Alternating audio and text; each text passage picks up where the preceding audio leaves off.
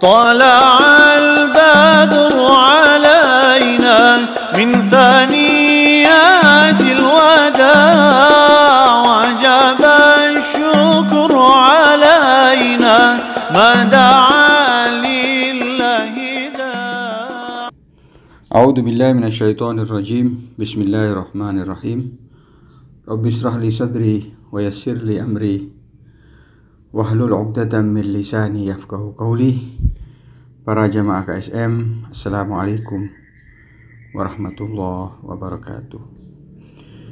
Jumpa lagi dalam kajian-kajian Islami dan kajian-kajian Qurani. Semoga semua kita dalam lindungan Allah Subhanahu wa taala dan mendapat inayah, hidayah dan rahmatnya. Amin ya rabbal alamin. Adapun kali ini tema pembahasan adalah mengenai dalam sudut pandang Al-Quran, perhiasan kehidupan dunia itu apa? Dalam sudut pandang Al-Quran, perhiasan kehidupan dunia itu apa? Dan apa parameter untuk mengidentifikasi atau untuk mengenali hiasan-hiasan kehidupan dunia tersebut. Allah Subhanahu wa taala telah menghiasi kehidupan duniawi manusia itu dengan perhiasan yang bermacam-macam dan menarik, seperti wanita, anak-anak, harta, kendaraan. Kalau dulu kuda, unta, kendaraan yang zaman kuno dulu. Kalau sekarang mungkin mobil, ya kan? Dan juga ladang pertanian. Semua itu disebut oleh Al-Quran sebagai perhiasan kehidupan dunia. Apabila perhiasan-perhiasan kehidupan dunia ini diberdayakan untuk memperoleh keridhaan Allah Subhanahu wa ta'ala, maka itu akan mendatangkan hidayah, petunjuk, keselamatan, dan kebahagiaan.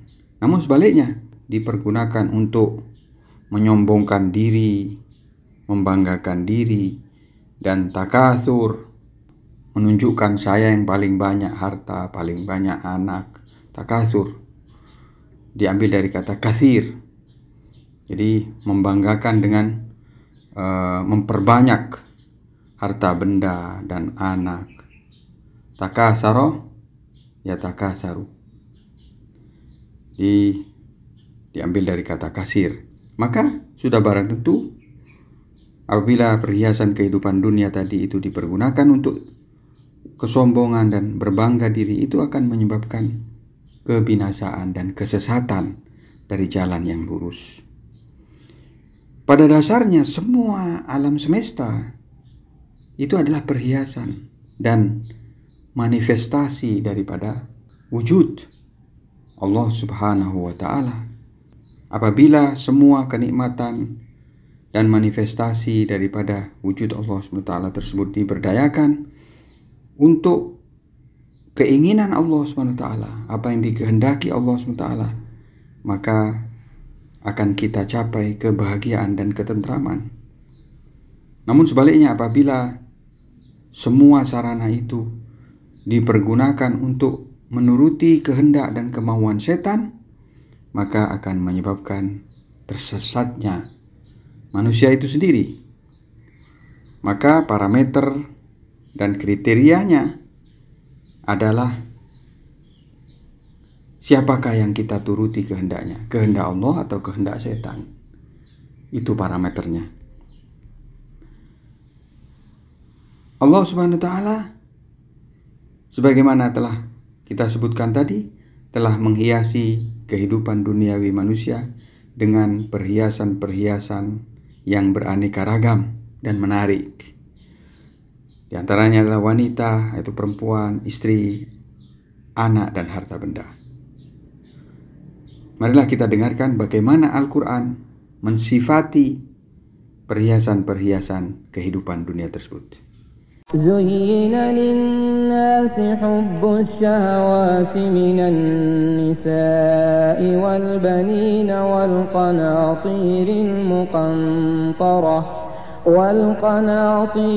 المقنطرة من الذهب والفضة والخيل المسومة والأنعام والحرث ذلك متاع الحياة الدنيا والله عنده حسن المآب. Jadi yang artinya bahwasanya mahabbah, kecintaan kepada hal-hal materi seperti perempuan, anak, istri, dan harta benda dari emas-emasan, perak, dan kuda-kuda yang hebat, dan juga binatang ternak, serta ladang-ladang pertanian, itu ditampakkan sebegitu menariknya di mata manusia. Sehingga dengan perhiasan-perhiasan itulah manusia diuji dan juga mendapatkan tarbiyah atau dilatih. Apakah dia akan lolos dengan ujian-ujian tersebut, atau sebaliknya dia tidak lolos, gagal. Untuk mengetahui lolos atau tidak itu, maka parameternya adalah diberikan perhiasan-perhiasan itu dan apa reaksi daripada manusia dalam menghadapi perhiasan tersebut. Apabila semua perhiasan tadi itu menjadi tujuan utama daripada kehidupan manusia, maka semua fasilitas dan sarana dan pernak-pernik kehidupan dunia itu disebutkan oleh Al-Quran sebagai modal kehidupan yang hina karena salah tujuan. Ketahuilah bahwasanya nasib yang baik dan kehidupan yang mulia, yang tinggi itu ada di sisi Allah Subhanahu wa ta'ala. Apabila kita mengikuti kehendak Allah, maka kita memiliki kehidupan yang thayyibah dan mulia di sisi Allah Subhanahu wa ta'ala. Ayat lain Al-Quran menyatakan, mari kita dengarkan. Al-mal wal-banun zinatul hayatid dunya wal-baqiyatus salihatu khairun 'inda rabbika thawaban wa khairun amala. Bahwasanya harta dan anak-anak itu adalah perhiasan kehidupan dunia, sedangkan baqiyat sholihat, yaitu perbuatan-perbuatan yang langgeng dan permanen. Baqiyatus sholihat yaitu amal-amal soleh yang tidak akan sirna dan tidak akan lekang oleh waktu, karena dia akan didepositkan menjadi amal soleh di sisi Allah SWT. Dia akan abadi. Itulah yang lebih baik di sisi Allah Subhanahu wa ta'ala dan lebih layak untuk dijadikan harapan daripada perhiasan kehidupan dunia yang sementara yang pasti suatu hari kita tinggal. Di ayat lain Allah Subhanahu wa ta'ala itu mensifati perbuatan-perbuatan buruk dan tercela orang-orang kafir dan orang-orang yang selalu berbuat dosa. Itu mereka menganggap perbuatan mereka itu menarik dan diperhiaskan kepada mereka perbuatan-perbuatan itu sehingga tampak menarik. Mari kita dengarkan. Innal ladzina la yu'minuna bil akhirati zayyana lahum a'malahum fahum ya'mahun. Innal ladzina la yu'minuna bil akhirah zayyana lahum a'malahum fahum ya'mahun. Sesungguhnya orang-orang yang tidak beriman kepada akhirat itu, zayyana lahum a'malahum, kami perhiaskan bagi mereka perbuatan-perbuatan buruk mereka itu seolah-olah indah, diperhiaskan. Jadi perbuatan buruk tampak bagi orang-orang yang kafir itu dan orang-orang yang tidak beriman itu sebagai sesuatu yang indah dan elok,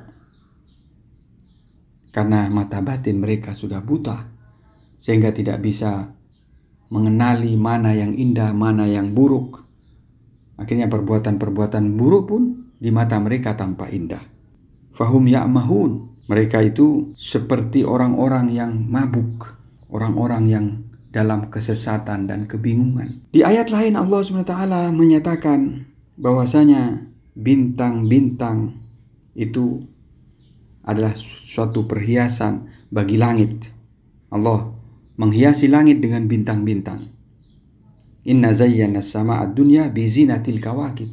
Inna zayyana as-samaa'a ad-dunya bi zinatil kawakib.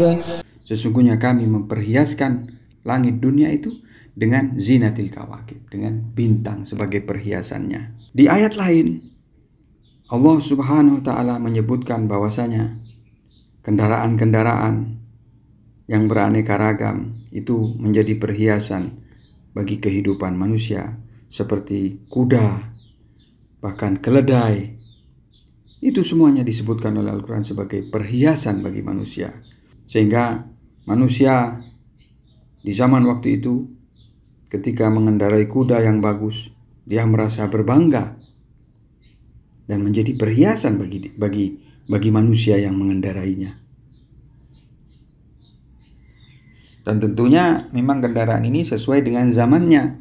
Kalau dulu kuda itu sudah menjadi cukup untuk menjadi kebanggaan.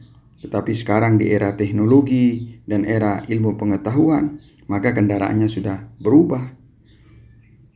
Ada Tesla, ada Toyota, dan berbagai merek kendaraan yang menjadi zina, perhiasan bagi manusia. Kalau di zaman turunnya Al-Quran itu, maka kuda-kuda yang bisa lari dengan laju, dengan cepat dan kuat, maka itulah yang dianggap sebagai kendaraan yang lebih unggul dan lebih berharga. Kalau sekarang kendaraan itu seperti jet pribadi atau kereta api cepat, semuanya adalah menjadi perhiasan bagi kehidupan manusia. Tetapi poin yang perlu kita ingat adalah Al-Quran mengingatkan bahwasanya semua perhiasan-perhiasan itu adalah wasilah, satu sarana atau instrumen untuk ujian manusia. Manusia diuji dengan perhiasan-perhiasan tadi. Inna ja'alna ma 'alal ardi zinatan laha linabluwahum ayyuhum ahsanu 'amala. Inna ja'alna ma 'alal ardi zinatan laha linabluwahum ayyuhum ahsanu amala. Jadi jangan lengah. Perhiasan-perhiasan tadi itu, kata Allah, kita jadikan apa-apa yang ada di bumi itu sebagai perhiasan bagi manusia. Tujuannya apa? Linabluwahum. Li di sini adalah untuk. Untuk apa? Untuk nabluwahum, untuk menguji mereka. Sehingga seperti kalau bahasa Jawa itu diayak gitu. Diseleksi mana yang bagus, mana yang tidak. Linabluwahum ayyuhum ahsanu amala. Mana di antara manusia ini yang amal perbuatannya itu ahsan, yang bagus. Karena boleh jadi manusia ketika menjadi dosen, dia menjadi baik, orang baik. Tapi ketika direkrut menjadi penguasa, dia dikasih power. Dari situlah kita ketahui ketika diberi perhiasan dunia, diberi sarana berupa kekuasaan, wewenang, dia menjadi rusak. Sebagaimana sering dikatakan, power tend to corrupt, katanya. Kekuasaan itu cenderung kepada korup, kepada kerusakan itu sendiri. Asalnya orang baik, tapi ketika diberi kekuasaan baru ketahuan. Jadi kita menilai orang baik atau tidak itu tidak semudah itu. Ketika belum dikasihkan perhiasan, kita nggak tahu. Semuanya tampak baik. Tapi ketika dikasih kekuasaan, dikasih uang, dikasih harta, dikasih kedudukan, di situ baru kita bisa kenali siapa orang ini. Karena parameternya itu dari situ. Ketika sudah dikasih sarana, yaitu fasilitas-fasilitas tadi, alat tadi, bagaimana dia reaksinya, bereaksi. Kalau dia tetap tidak keluar dari jalur hak kebenaran, dia tidak menggunakan kekuasaannya itu untuk kepentingan-kepentingan pribadi, untuk menumpuk kekayaan atau menyenangkan family atau keluarganya dengan menggunakan sarana-sarana rakyat. Nah, baru kita ketahui ini orang-orang masih baik lah. Tapi kalau sudah kalah, gagal, ya, maka ternyata orang ini tidak tergolong dari ahsanu amala tadi. Tapi perlu diingat bahwasanya mungkin saja perhiasan-perhiasan itu menjadi landasan bagi seseorang untuk mendapatkan petunjuk. Tapi sebaliknya, ada orang ketika dikasih sarana, dia sesat. Tapi ada juga ketika diberi kekuasaan, dia malah mendapatkan petunjuk. Ketika Nabi Sulaiman misalkan diberi kekuasaan, dia tidak kemudian menjadi zalim dengan kekuasaan itu. Malah dia melakukan pengabdian untuk rakyatnya. Begitu juga banyak contoh-contoh di dunia ini, pemimpin-pemimpin yang baik, orang kaya yang dermawan. Artinya dia lolos dengan ujian-ujian perhiasan kehidupan dunia tadi tersebut. Dengan ungkapan lain, semua alam semesta adalah perhiasan yang diberikan oleh Allah Subhanahu wa taala. Apabila semua itu diperuntukkan untuk meraih keridhaan Allah, maka akan menyebabkan hidayah, keselamatan, dan kebahagiaan. Tetapi apabila diperuntukkan untuk berbangga diri, maka akan menyebabkan sesatnya manusia itu. Pada dasarnya semua alam semesta adalah perhiasan dan manifestasi daripada Allah Subhanahu wa taala.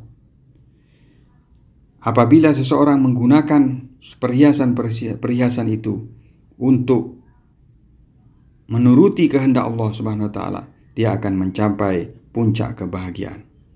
Tetapi apabila dia memanfaatkan semua sarana itu untuk menuruti kemauan setan, maka akan menyebabkan dia tersesat. Maka parameternya adalah corak ilahiyah tersebut. Apabila fasilitas digunakan untuk sibghatullah, untuk keridhaan Allah, maka dia berada di jalur yang benar. Tapi kalau dia manfaatkan untuk kemauan setan, maka dia berada di jalur yang sesat. Makanya ketika kita membaca Al-Fatihah, ihdinas siratal mustaqim siratal ladzina an'amta 'alaihim ghairil maghdubi 'alaihim waladdallin. Bukan jalan orang-orang yang maghdub, kena murka oleh Allah SWT, karena menggunakan perhiasan-perhiasan kehidupan dunia untuk kemauan setan. Ikhwani wa akhwati sekalian, sebagai penutup, mudah-mudahan dalam kehidupan yang singkat ini kita bisa lulus dalam ujian. Semua sarana dan perhiasan kehidupan dunia ini tidak menjadikan kita keluar daripada keinginan Allah Subhanahu wa taala, tidak keluar daripada rel keridhaan Allah Subhanahu wa taala. Dan kita doakan semoga pimpinan-pimpinan kita yang diberi perhiasan kekuasaan menyadari bahwasanya semua itu adalah ujian. Begitu juga orang-orang yang kaya, harta benda yang diberikan oleh Allah sebagai perhiasan itu juga sebagai ujian. Semoga semuanya bisa lulus dengan baik dan mendapatkan jannatun na'im di akhirat kelak. Wabillahi taufiq wal hidayah. Wassalamualaikum warahmatullahi wabarakatuh. طلع البدر علينا من ثاني